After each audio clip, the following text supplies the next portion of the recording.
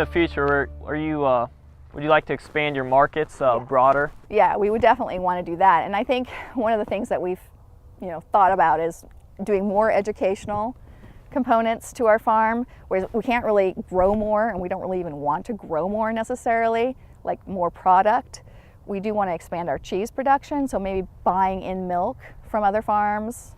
If there's another goat dairy that opens up, or a sheep dairy, and definitely a cow dairy, we're planning on buying cow's milk so that we can make other cheeses and expand our market, potential that way, rather than actually having more animals here on this piece of property, because we feel like we've pretty much hit the top of what we can, support on this land. And then doing more,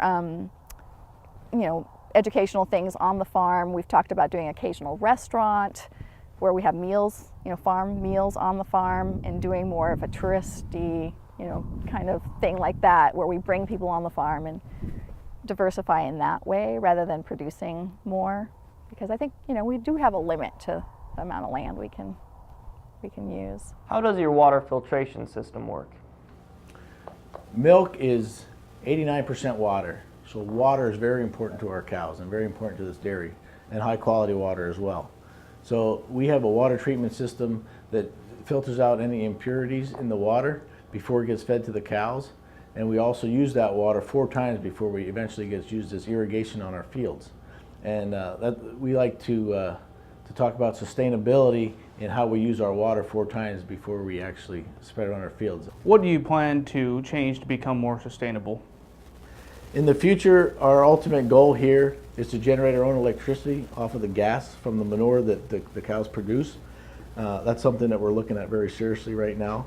And that will we'll use that gas then to power the dairy, power our processing plant, and we'll also use that to heat all of our homes and the dairy itself. What is Farmstead First, and what sparked its creation? Farmstead First was a way for us to start a partnership and create a cooperative production and marketing business. So the cooperative production, the facility, there were 2 cheesemakers that were using the facility when we started, and we have hosted, I think, 4 others over the years who are small dairy farmers wanting to get into cheese production. And so they had the opportunity to come and shadow us for a time, make cheese. And that was actually us repaying our debt to other cheesemakers when we were starting to learn. We had a lot of great experiences with other farmstead cheesemakers who were open to talking to us about their operations and hosted us for visits. Do you do all the work yourself, or do you hire help?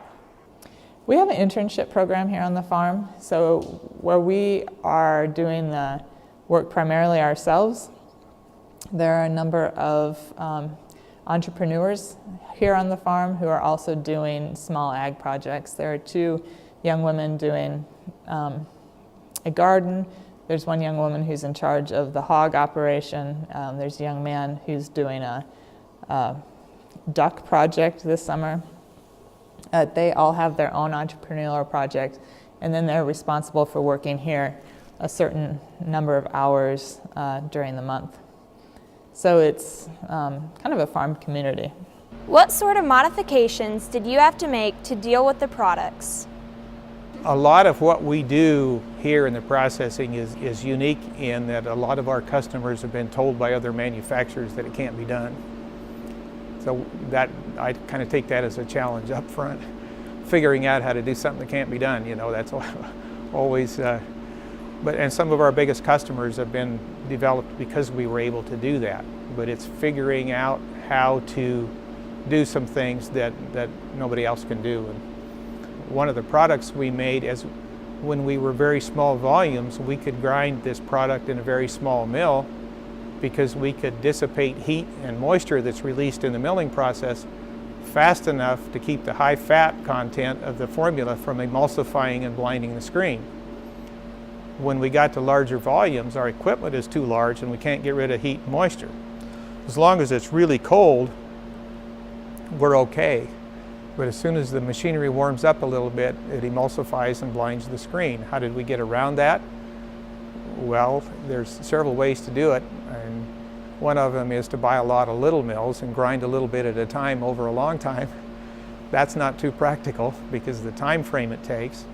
And the other one is to figure out how to make that formula. So we address that by pressing the oil out of some of the ingredients. Sunflower kernel, for instance, very high fat, about 50%. We press the oil out of that, take the meal pellets from that, put that in the formula, mill the formula, but when we get ready to extrude it, we put the oil back in. So that's how we've gotten around one of those, but there's a number of other things that are similar to that we've worked around through the years. Try and figure out how to make that system work.